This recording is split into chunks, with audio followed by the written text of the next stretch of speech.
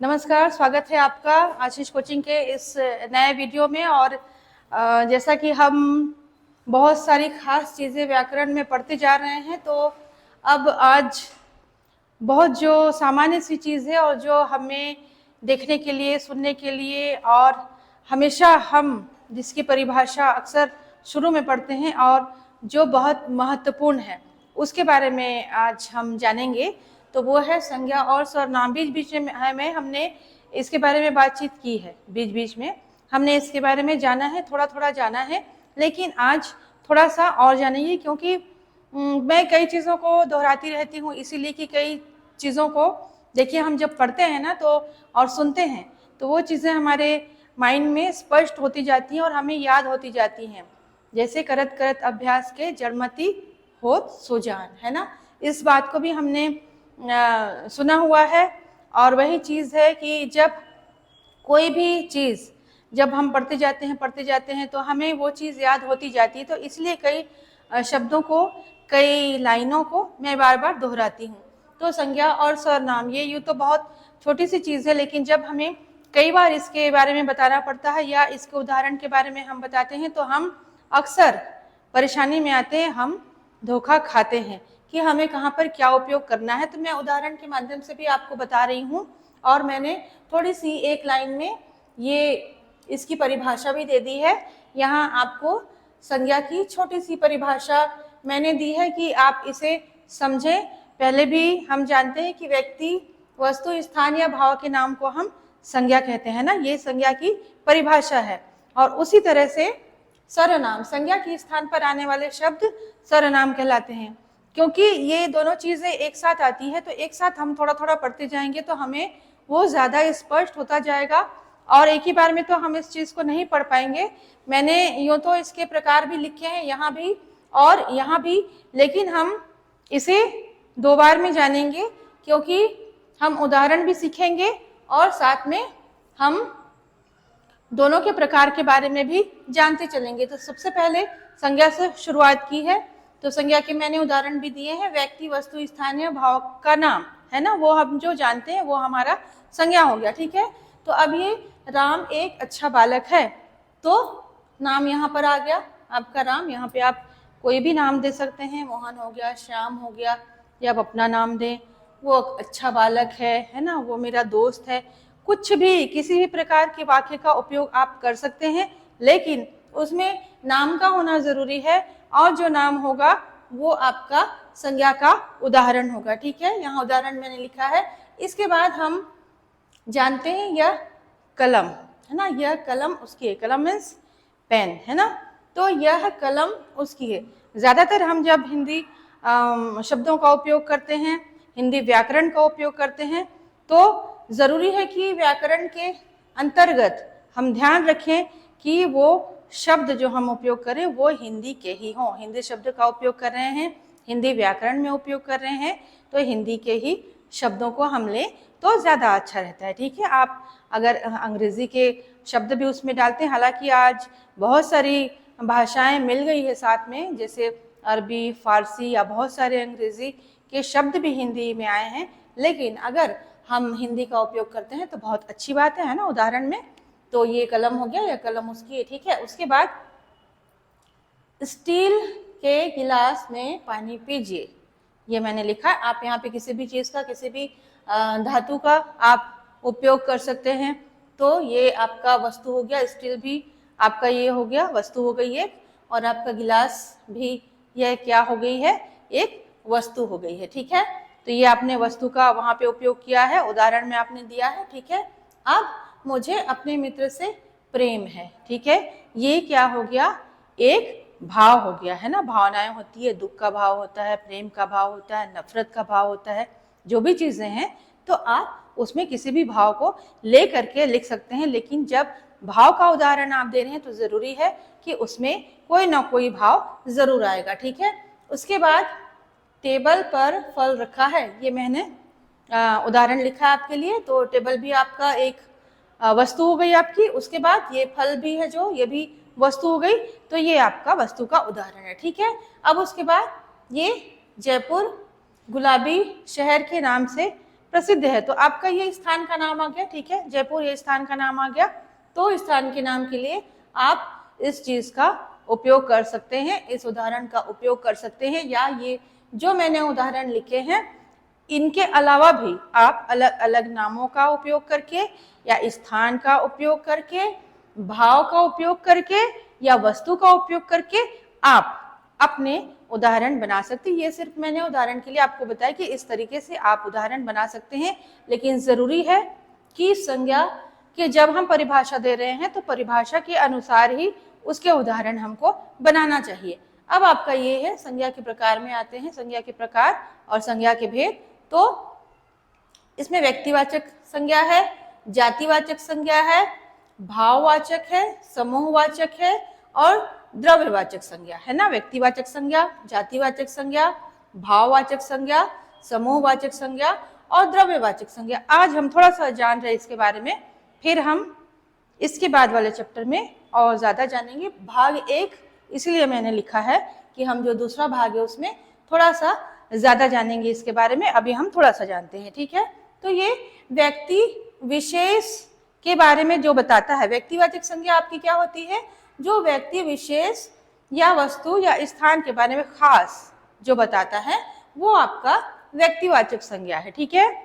फिर उसके बाद जातिवाचक संज्ञा में हम आते हैं। तो जातिवाचक संज्ञा क्या हो गई, किसी एक जाति के प्राणी के बारे में बता रहे हम या किसी एक वस्तु के बारे में, उसके बारे में बता रहे हैं, तो वो आपका क्या हो गया, जातिवाचक। इसके बाद हम दूसरे पार्ट में आपको थोड़ा सा विस्तार से इसके बारे में बताएंगे। आज थोड़ा थोड़ा सा मैं लेते चलती हूँ और आपको बताती चलती हूँ कि थोड़ा सा आपको स्पष्ट हो जाए कि हमको किस तरीके से लेना है। मैं बाद में इसके आपको परिभाषा भी बताऊंगी और इसके उदाहरण भी लेकर के आऊंगी। आज थोड़ा थोड़ा सा जानते हैं।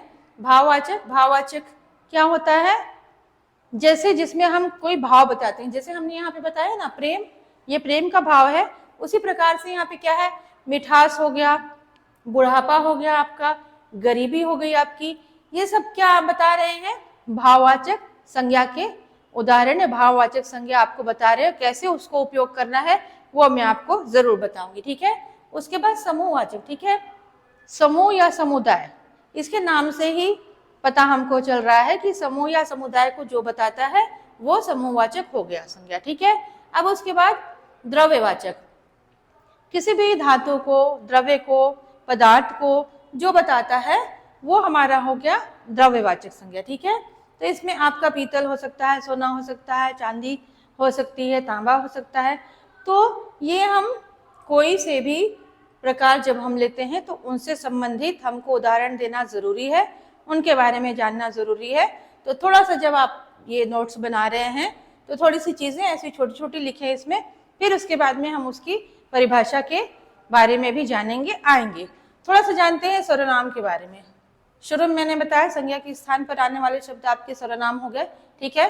तो सर्वधन नाम, जैसे कि इसके नाम से ही हमें स्पष्ट है, इसके नाम में ही छिपा है कि वो क्या चीज है। जैसे नाम, सर्वधन नाम, नाम जो शब्द के स्थान पर आए वो क्या हो गया आपका सर्वनाम, ठीक है।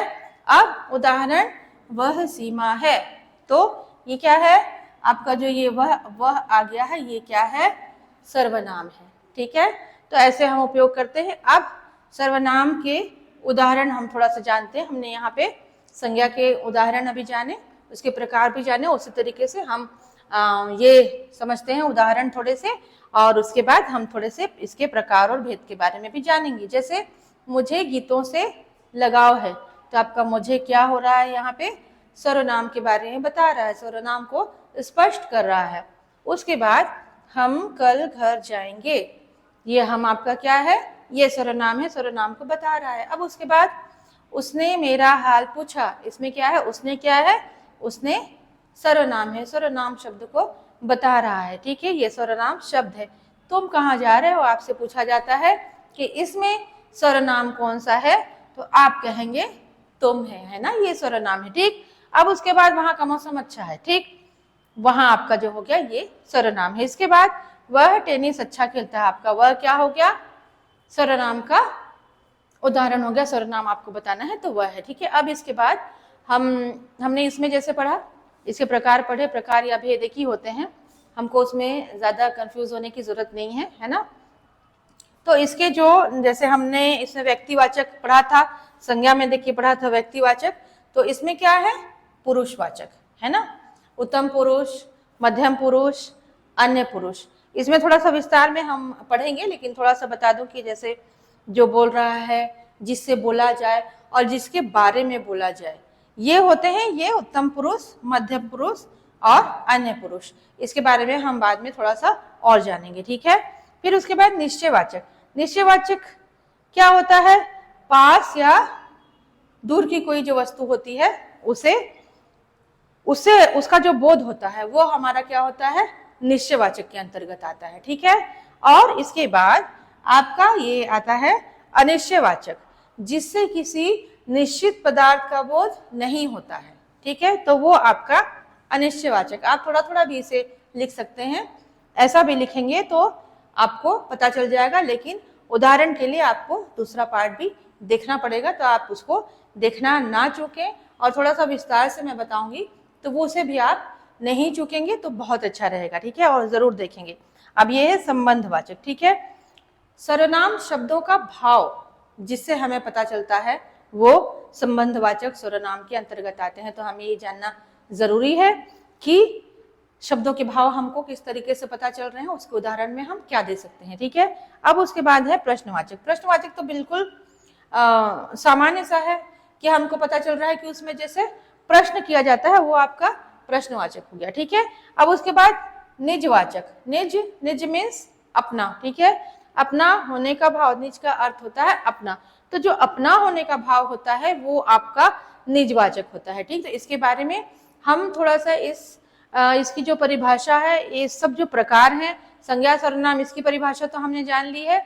इसके बाद इसके उदाहरण भी हमने जाने, यहाँ पे इसके उदाहरण जाने संज्ञा के, कि कैसे कैसे नाम में हम कैसे लेते हैं, वस्तु में हम कैसे लेते हैं, है ना, और शहर का भी नाम हमने दिया हुआ है, भाव का भी नाम हमने दिया हुआ है, व्यक्ति का भी है, वस्तु का भी है, ठीक है। उसके बाद हमने प्रकार और भेद में भी देखे हैं कि व्यक्तिवाचक है तो व्यक्ति विशेष है, फिर जातिवाचक है तो किसी एक जाति का बोध होगा, भाववाचक है तो भाव का बोध होगा, ठीक है। इसी प्रकार से समूहवाचक है तो किसी एक समूह का, या द्रव्यवाचक है तो जैसे द्रव्य का बोध होगा, उसी प्रकार से सर्वनाम को हमने जान लिया कि सर्वनाम, ये सारे उदाहरण हमने दिए हैं, मुझे, हम, उसने, तुम, वहां, वह, ऐसे जो शब्द हमको देखने के लिए मिलते हैं वो सारे सर्वनाम के अंतर्गत आते हैं, ठीक है।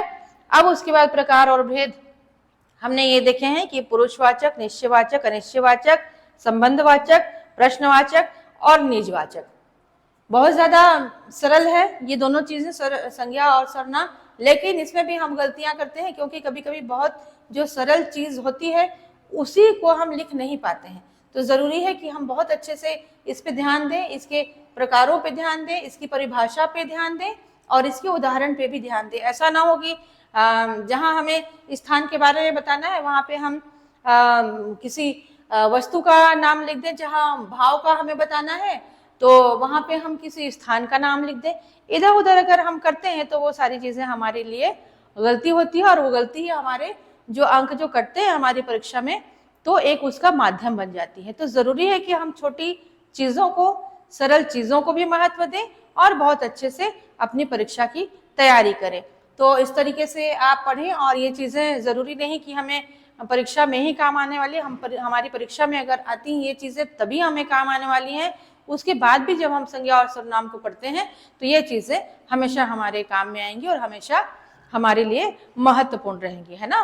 तो आज के अंक में देखिए इतना ही, और पार्ट 2 में, भाग 2 में इसके हम जरूर और भी ज्यादा जानेंगे इसके बारे में, और थोड़ा थोड़ा ही जानेंगे लेकिन बहुत अच्छे तरीके से जानेंगे।